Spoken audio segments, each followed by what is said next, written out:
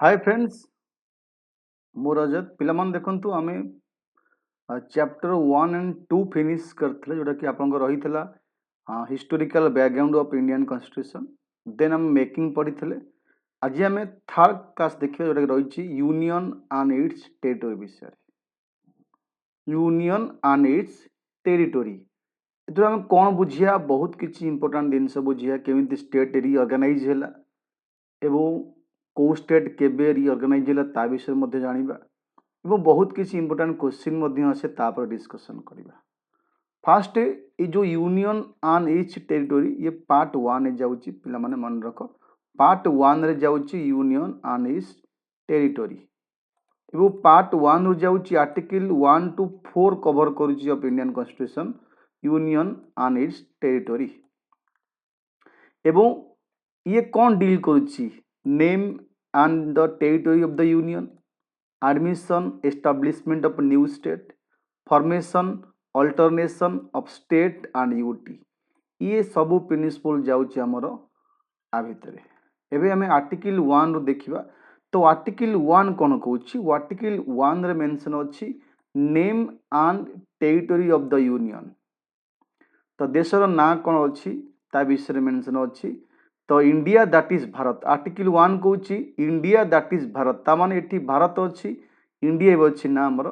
साल be union of state India ना अछि अगेन भारत भी अछि India that is Bharat shall be a union of states देखो कंपोनेंट कौन रहिबो component of Indian territory of the states union territories that may be acquired ये सब को नहीं हमें टेरिटरी बोली कहि परिबा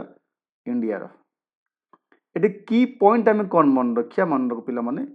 इंडिया को हमें यूनियन बोली कहूचे India describe as a union not a federation तामाने इनडेस्ट्रक्टेबल तामाने केबे भी चाहिए कोनोसी भी स्टेट एठू अलगा ही पारिबे नाही कि कोनोसी चुक्ति द्वारा हमें एठी मिसी नाही तो हमें चाहिए मध्य बाहर ही पारिबा नहीं कोन स्टेट चाहिए मध्य यूनियन ठार अलगा ही पारिबे नाही इनडेस्ट्रक्टेबल यूनियन डेस्ट्रक्टेबल स्टेट बुझला state have no right to secede माने स्टेट चाहिए मध्य अलगा ही पारिबे नाही यूनियन ठारू तेणु टेरिटरी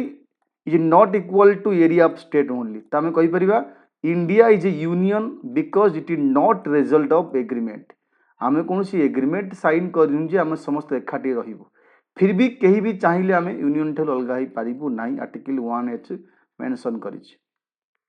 आर्टिकल 2 कोन कहूछि admission establishment of new state पिला माने कोनोसी स्टेट को एडमिट करिबा बा एस्टैब्लिशमेंट करिबा ये सब आर्टिकल 2 रे बा 2 रा प्रिंसिपल को बेस करी करा जाए एबो पार्लियामेंट द्वारा ही करा जाए पार्लियामेंट में admit new state example Sikkim की 1975 रे एडमिट कला एबो एडमिट करि पारे को पा काहा को स्टेट हिसाब रे नाही तो एस्टैब्लिश बा करि पारे कोनोसी नुवा स्टेट कंडीशन कोन एटा कोनोसी अमेंडमेंट हबो नाही कोनोसी नुवा स्टेट को एडमिट करू बा तैयारी करू कंडीशन कोन done by ordinary law parliamentary law अनुसार एटा होई थाए कोनोसी अमेंडमेंट कॉन्स्टिट्यूशनल अमेंडमेंट हुएनी पार्लियामेंट डिसाइड करथाय टर्म एंड कंडीशन निजे डिसाइड करथाय जेमति कि सिक्किम को आमे एडमिट कलु 36 कॉन्स्टिट्यूशनल अमेंडमेंट एक्ट तेणु कहा को अमेंडमेंट करिवो टर्म कौन रहिबो कौन केमति रहिबो ई सब डिसाइड करथाय पार्लियामेंट द्वारा ही रही थाए देन आर्टिकल 3 कहूची फॉर्मेशन अल्टरनेशन ऑफ स्टेट ता माने आर्टिकल 2 रो अपोजिट एटा पिला माने 2 माने कोनोसी नुवा स्टेट को एडमिट करिबा बा एस्टैब्लिश करिबा आर्टिकल 3 कोन कहूची आमे जहा ऑलरेडी अछि ताकू चेंजेस करिबा जेमति कि किछि न्यू स्टेट मध्ये कोन स्टेट को भांगी नुवा स्टेट करि परिबा increase decrease area of states alter boundaries एबो change name of the state मन रख एटा ऑलरेडी एग्जिस्टिंग नेचर को हमें चेंज करिबा तो एठी पई कोन होई थाए प्रेसिडेंट रेफर्स टू बिल मनकर सपोज एठी कोन गोटे स्टेट ओडिसा रो ना चेंज होला कि ओडिसा रो बाउंड्री की चेंज हबो एठी केमिति होई थाए प्रोसीजर देखो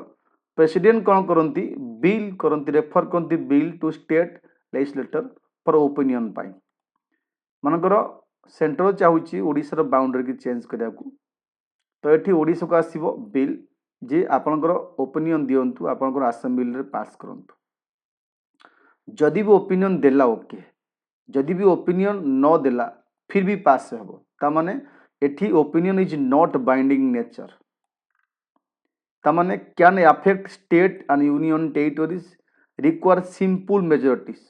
कोन किसी चेंजेस करे कहले पार्लियामेंट द्वारा सिंपल मेजॉरिटी केवल पास होई सब चेंज पेंस होई पारे थाए एवं आर्टिकल 4 कौन कौन सप्लीमेंटाल प्रोविजन्स तामाने लॉ जहाँ भी रही आर्टिकल 2 एवं 3 अनुसार can amend first schedule state and can amend fourth schedule तामाने आम कहीपर such law not constitutional amendment तामाने जो कौन लॉ तैयारी हो 2 एवं 3 रे आर्टिकल 4 कौच एटा अमेंडमेंट आम कहनी आर्टिकल अमेंडमेंट कहनी अंडर आर्टिकल 368 को बेस करी जस्ट अमेंडमेंट कह कॉन्स्टिट्यूशनल अमेंडमेंट होगापाई आमको आर्टिकल 368 को बेस करिया पड़ी थाए तो it is just a act of parliament not a constitutional amendment under article 2-3 अनुसार जहाँ भी आम चेंज करूँ फास्ट शेड्यूल करिपरिबा कि फोर्थ शेड्यूल करिपरिबा जहाँ भी आम चेंजेस करूँ आकु नॉर्मल एक्ट ऑफ पार्लियामेंट कह कौन कॉन्स्टिट्यूशनल अमेंडमेंट कहनी अंडर आर्टिकल 368 को बेस करी एटा आर्टिकल 4 आमको दर्शाऊँ बुझला पिला माने एबे हम देखिबा स्टेट जो 1 to 4 आर्टिकल रे कौन कौन जाउछ मैं आपन कहिदेली पार्ट 1 जाउछ 1 to 4 आर्टिकल आमर वर्तमान जानिया पिला माने जे जेतेबेले स्टेट रीऑर्गेनाइजेशन एक्ट 1956 रे पास हैला ब्रिटिश समय रे आमर अवस्था कौन थिला स्टेट मानकर अवस्था देखो 1956 पूर्व आपन जाने थिबे समस्ते जे इंडिया जेते प्रिंसिपल स्टेट थिले बा ब्रिटिश प्रोविंस थिला ये सबू कैटेगराइज हेतिला ए बी सी डी माध्यम रे पार्ट ए थिला 9 former governor province part B थिला 9 former principal state part C थिला former principal state plus chief commissioner province part D थिला अंडमान एंड निकोबार मैं आपन कहितली ब्रिटिश पाखरे 11 प्रोविंस थिला एवं चारटा आमर चीफ कमिश्नर प्रोविंस मध्य थिला जोटा कि आमर असेंबली समय मैं पढ़ी तो एमती पार्ट 1 2 3 4 होइकरी डिवीजन थिला बिफोर 1956 तापर आम कौन कलु बा स्टेट रीऑर्गेनाइजेशन एक्ट पास कलु 1975 बा 1956 एंड 7th अमेंडमेंट बा कॉन्स्टिट्यूशनल अमेंडमेंट कलु से सेम ईयर ये जो 4 फोल्ड डिवीजन थिला आपको मैं रिमूव कर देलु तामाने 7th अमेंडमेंट एक्ट 1956 रे ये जो 4 फोल्ड डिवीजन हला आ रिमूव हो गला आउ ये 4 फोल्ड रहिला नहीं सब आबलिश हो गला 14टा स्टेट हो गला 6टा यूटी हो गला किंतु एटा में अति सहज रे मैं आपन कहि देली हे गला बोली हेइतिला केमि ता बर्तन बुझिया मैं आपन कहि देली जो ए बी सी डी ही चारोटी कैटेगराइज थिला ता 7th अमेंडमेंट एक्ट 1956 रे आबलिश करा जाय करी 14टा स्टेट 6टा यूटी बनागला किंतु केमिति बनागला ता विषय हमको जानिया पड़िबो हम पड़े इवोल्यूशन ऑफ स्टेट स्टेट रो इवोल्यूशन केमिति हला ये जो 4 कैटेगरी ऑफ स्टेट थिला ये केमिति हमरो मर्ज होला एवं 14टा स्टेट एवं 6टा यूटी बनागला ता विषय मध्ये हम डिस्कशन करबा ये जो स्टेट रीऑर्गेनाइजेशन एक्ट पास केमिति हला ताकू डिस्कशन करबा देखो evolutionary history of state and UTs state एवं यूटी रो हमरो हिस्ट्री विषय आम एठी डिस्कशन करबा मन रख पिला माने टू इंटीग्रेशन ऑफ प्रिंसिपल सब प्रिंसिपल स्टेट को आम इंटीग्रेट करी मर्ज करी स्टेट बनैलु ये काम दिया जाइथिला सरदार वल्लभ भाई पटेल एवं वीपी मेनन को आम जानिछे India had comprised 2 categories of political unities before 1956 कौन थिला किछि ब्रिटिश प्रोविंस थिला जोटे कि under direct rule of British 11 province थिला एवं किछि प्रिंसिपल स्टेट थिला एमाने कोन करथले ना नेटिव प्रिंसेस माने शासन करथले सत किंतु ब्रिटिश अधीनस्थ कर ब्रिटिश क्राउन मानक अधीनस्थ करथले किंतु निजे इंडिपेंडेंटली शासन करथले ब्रिटिश अंडर रही करी ता माने किछि प्रिंसिपल स्टेट थिला एवं किछि ब्रिटिश प्रोविंस थिला बोले आमे जानि चागुरु मॉडर्न हिस्ट्री मध्ये पढिछे Indian Independence Act 1947 created two independent and separate dominion. ଯେତେବେଳେ 1947 ରେ इंडियन इंडिपेंडेंस एक्ट पास है, देश स्वाधीन है, आमर दीटा यूनियन तैयारी है, गोटे पाकिस्तान आंड गोटे आपणकर इंडिया, दीटा डोमिनियन तैयारी है, इंडिपेंडेंट डोमिनियन। एवं सेठ जो प्रिंसिपल स्टेट माने थिले ब्रिटिश कथा छाड़ी दियो, ब्रिटिश जो प्रोविंस सेटा तो इंडिया सहित मर्ज है, जो प्रिंसिपल स्टेट माने थिले सेमानकु ऑप्शन दिया गला जे आपण जेतु आम दीटा डोमिनियन तैयारी है इंडिया एंड पाकिस्तान, किए क्या सहित मिसब आप निजे डिसाइड करंतु। तांको तीनटा ऑप्शन दिया गला, आप आइदर इंडिया सहित जॉइन करि परिबे, पाकिस्तान सहित जॉइन करि परिबे, कि आप इंडिपेंडेंट रही पारंती, किछि असुविधा ना। तीनटा ऑप्शन दिया गला विभिन्न प्रिंसिपल स्टेट मानकु after 1947 Indian Independence Act pass ला परे। जेतले तीनटे ऑप्शन दिया गला पाखापाखि आउट ऑफ 552 प्रिंसिपल स्टेट पाखापाखि 552 टा थिला हमर principal state within boundaries of India, जहाँ मध्य 549 कौन कले इंडिया सहित जॉइन हेले। Out of 552 principal state 549 principal state join आमर बाउंड्री भितर जे से सब जॉइन हेले का सहित आपनकर इंडिया सहित। रिमेनिंग 3 जो 3 रिमेनिंग रहिला, remaining 3 that is Hyderabad, Junagadh and Kashmir, एमाने मना कले आमे जॉइन करिवु नाही, का सहित आमे इंडिपेंडेंट रहिबु, शासन करिवु। किंतु सी बेसी दिन गलानी, in course of time they are also integrated with India. केमिति मन इच्छा कलेनी, first Hyderabad by police action माध्यम रे ऑपरेशन पोलो आमे लॉन्च कलु। पुलिस एक्शन माध्यम रे फोर्सफुली हैदराबाद को इंडिया सहित मर्ज करा गला। At the same time Junagadh पिला माने रेफरेंडम साइन कला एवं काश्मीर कौन कला इंस्ट्रूमेंट ऑफ आसेसन। ये तीनोटी माध्यम रे पोलो एक्शन ऑपरेशन पोलो मन रखियो, रेफरेंडम पास कला एठी पास हैला जूनागढ़ सहित, एवं काश्मीर कौन कला गोटे इंस्ट्रूमेंट ऑफ आसेसन, गोटे चुक्ति साकार कला। सेठी लोक मानकु पचरा गला आपण मिसे को चाहउछंत कि नाही, लोक मानक मतामत निया गला एवं एठी कौन कला ना इंस्ट्रूमेंट ऑफ आसेसन गोटे one type of agreement sign हैला काश्मीर सहित, जहाउ से तीनोटी प्रिंसिपल स्टेट इंडिया सहित मिसी गले after the course of time. तो मिसला पर ठीक अच्छी जो सब मिसी गले तो 552 टा हेलानी ना, केमिति आपको मर्ज करिया दायित्व दिया गला पिला माने वीपी मेनन एंड सरदार वल्लभ भाई पटेल। एवं गवर्नमेंट कौन कला विभिन्न पूर्व विभिन्न कमिटी गठन करथिला, से कमिटी राय नेला, धार कमिशन बसथिला एवं जेवीपी कमिटी बसथिला 1948 मसीह। तो integration of principal state with rest of India has purely an ad hoc agreement. तो एथिपाई गवर्नमेंट ऑफ इंडिया अपॉइंटेड कला लिंग्विस्टिक प्रोविंस कमिशन।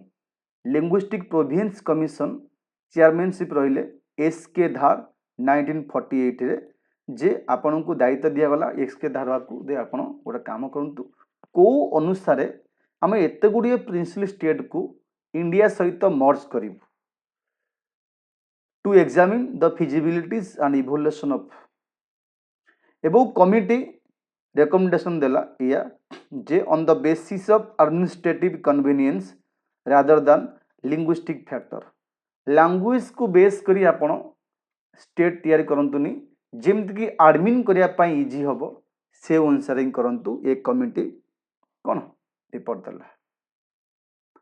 किंतु ये कमिटी रिपोर्ट रे किसिटा डिसअपॉइंटमेंट हैला, जहा फल आउ गोटे आनंदर कमिटी बसिला लिंग्विस्टिक प्रोविंस कमिटी 1948, जोटी थिले मन रखियो को कमिटी कौन रिपोर्ट देला तार क्वेश्चन आसीबो। आउ गोटे कमिटी बसिला linguistic province committee 1948 consist of Jawaharlal Nehru रहिले ए कमिटी रे, वल्लभ भाई पटेल रहिले एवं पताभी सीतारामैया रहिले। तामे आपको जेवीपी कमिटी कहिबा जवाहरलाल नेहरू, वल्लभ भाई पटेल, पताभी सीतारामैया। आपको लिंग्विस्टिक कमिटी को गला जे आपण रिपोर्ट दियंतु केमिति आमे मर्ज करिबा को चाहू, कना धार कमिटी कहिला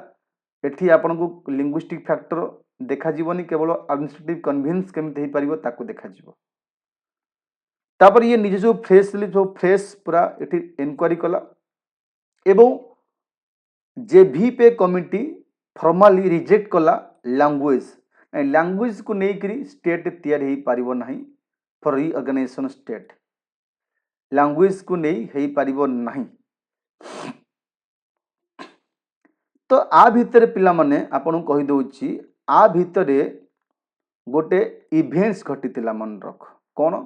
ना जो लैंग्वेज को नहीं मना कले से तेलुगु रे गोटे कौन होला गोटे इवेंट्स घटी जो इवेंट्स रे जो इवेंट्स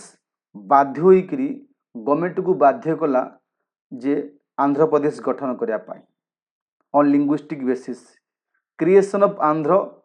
1953 जोटी की श्रीमालु पताबी श्रीमालु अनशन करते जे तेलुगु स्पीकिंग लोक मान नहीं आंध्र तैयारी करा जाऊ बहुत दंगा फसाला अनशन स्ट्राइक पर डेथ होता डेथ है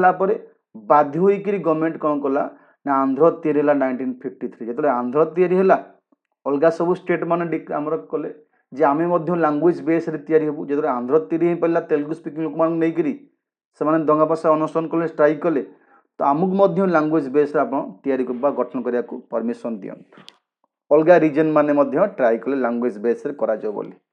तो गवर्नमेंट बाध्य होकर पिला माने आउ गोटे कमिशन बसैला तार हूँ फैजल अली कमिशन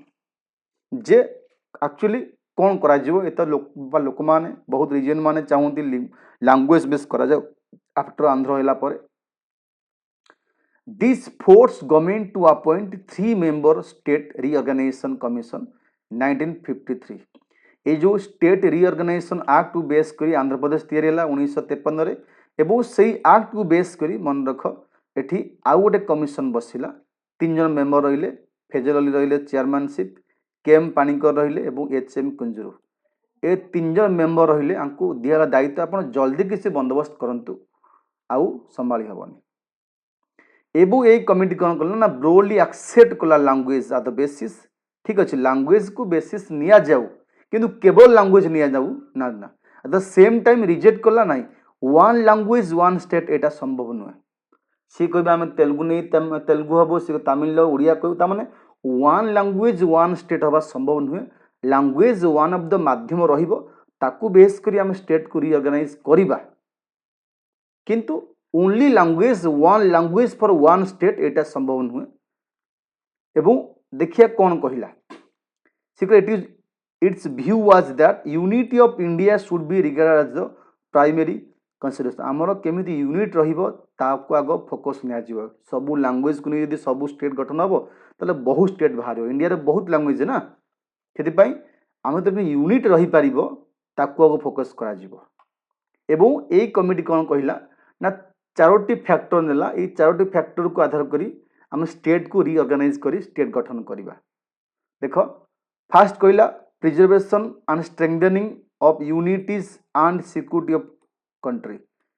आपण से उपाय करंतु जो उपाय यूनिटी एवं सिक्योरिटी मेंटेन हो पारिबो सेम टाइम रे linguistic and cultural homogeneity maintain हो financial economic and administrative consideration मध्ये फोकस निया जीवो planning and promotion of welfare of the people लोक मान केमति मंगल हो पारिबो ता पई प्लानिंग करा जाओ प्रमोशन करा जाओ each state as well as nation of the whole तमाने ये चारोटी फैक्टर को लेकर स्टेट को रिऑर्गेनाइज करा जाओ केवल लैंग्वेज को नहीं नुह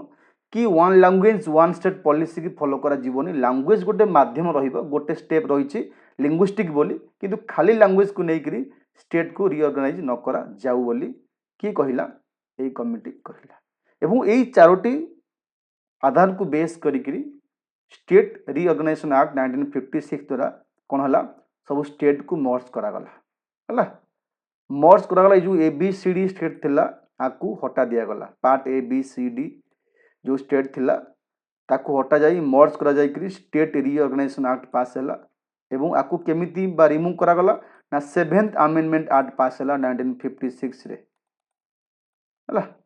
जा फल रे स्टेट को मर्ज करागला एट द सेम टाइम रे स्टेट रिऑर्गेनाइजेशन एक्ट भी पास हैला तापर 14टा स्टेट है वो 6टा यूटी है ये जो 552 जो थिला टोटल प्रिंसिपल स्टेट सहित ब्रिटिश प्रोविंस ना ये सब को मर्ज करी आम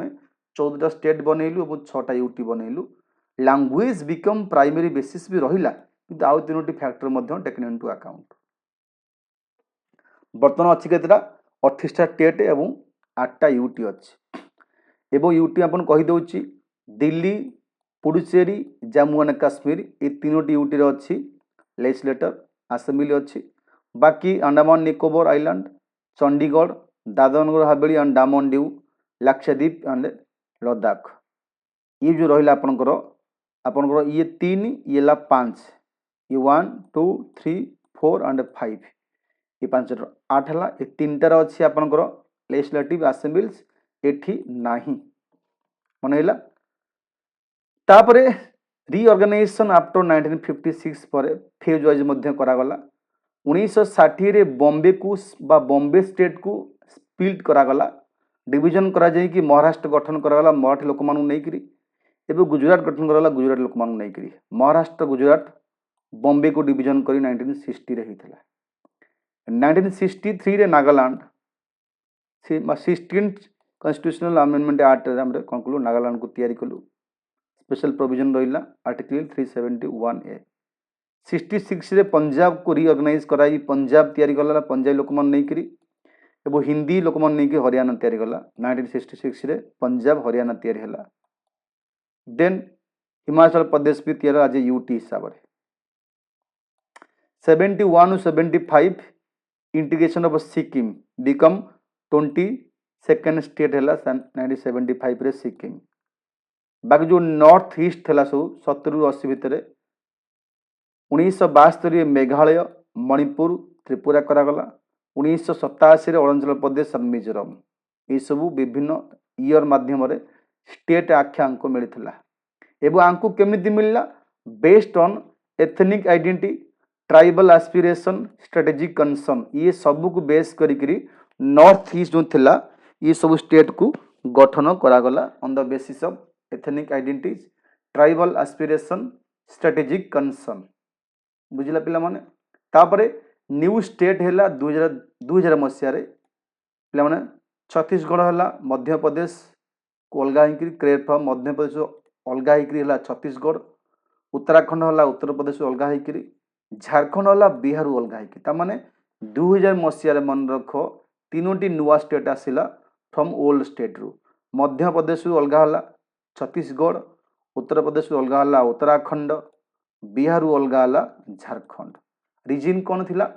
ना governance development and tribal welfare ये सब को बेस करी एगेन तीनोटी स्टेट करागला 2000 मसीह आम जाचे 2000 मसीहा पर नेक्स्ट आसला 2014 मसीह तेलंगाना अलगा होता काठू अलगा होकर ना फ्रॉम आंध्र प्रदेश रु तेलंगाना अलगा है लिंग्विस्टिक एवं इकोनॉमिक ग्रीवांसेस को लेकर लिंग्विस्ट बा लैंग्वेज फैक्टर थिला एवं इकोनॉमिक ग्रीवांस नहीं आम अलग कलु कौन तेलंगाना फ्रॉम आंध्र प्रदेश 2014 मसीह एवं तापरे Jammu and Kashmir reorganisation act 2019 मसीह ताकू बेस करी जम्मू एंड काश्मीर को आम स्टेट रु हटई करी दुटा यूटी कलु है 2 यूनियन टेरिटोरीज है जम्मू एंड काश्मीर रहा विथ लेजिस्लेटर रहा असेंबली लद्दाख रहा विदाउट असेंबली 2019 मसीह आर्टिकल 370 आम हटेलु और जम्मू एंड काश्मीर की दी भाग करी आम दुटा यूटी बनइलु जम्मू एंड काश्मीर एंड लद्दाख जम्मू काश्मीर रहा असेंबलीज लद्दाख रहा विदाउट असेंबलीज ये था पिला माने केमिति स्टेट बनला को वर्ष किए बनाला एवं केमिति रिऑर्गेनाइज होता को बेसिस होता को कमिटी कौन रिपोर्ट देला ये सब आप परीक्षा पड़ो भल से मन रखिए नोट करदे नोट मैक्सिमम 2 पेज रे आपन नोट हो बेसी लगे ना 2 पेज लगे नोट हवा को आप डायग्राम करें केमिति को स्टेट तैयारी केबे को मसीह ये सब बाकी जो मैंने पिला माने चैनल नुआ अच्छ चैनल को सब्सक्राइब करनियो जहाद्वारा नेक्स्ट क्लास अपडेट आपण को जल्दी पहुँचो ये गोटे छोट विषय था यूनियन टेरिटोरीज को कम टाइम देली एवं नेक्स्ट क्लास आम जा सिटीजनशिप ऊपर डिस्कसन करवा एवं फंडामेंटल राइट्स भी राइट्स ऊपर डिस्कसन रहिबा जो चैप्टर जेतिक समय लागिवो लागो किंतु से चैप्टर गोटे रहू आपन को पढ़िया को बहुत इजी हम ठीक अच्छे थैंक यू पिला माने इथला union and it's territories article कौन कहली को आर्टिकल माध्यम 2 रे कौन हुए 3 रे कौन हुए एवं 4 कौन हुए